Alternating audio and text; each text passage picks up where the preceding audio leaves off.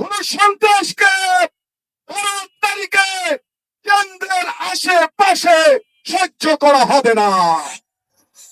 প্রতিটি ভোট কেন্দ্রকে আমাদের আইন শৃঙ্খলা রক্ষাকারী বাহিনীর পাশাপাশি যারা আমরা ভোটাধিকার থেকে বঞ্চিত ছিলাম, আমরা যারা মাজলুম ছিলাম, আগামী 12ই ফেব্রুয়ারি ঐতিহাসিক দিনে 18 কোটি মানুষের অধিকার নিশ্চিতের জন্য, ভোটাধিকার ফিরিয়ে আনার জন্য আমাদের একজন রেজাউল করিম আজকে গতকালকে শহীদ হয়েছেন।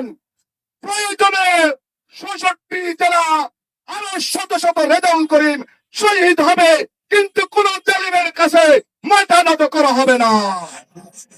সংগ্রামী উপস্থিতি, তাই আসুন আমরা প্রতিটি পদক্ষেপ, প্রতিটি চিন্তা, প্রতিটি কর্মতৎপরতা 11 দলীয় জোটকে বিজয় করার জন্য প্রতিটি মহল্লাতে এমন এক ঐক্য গড়ে তুলব, আমাদের সকল জালিমরা পালিয়ে যেতে বাধ্য হবে ইনশাআল্লাহ।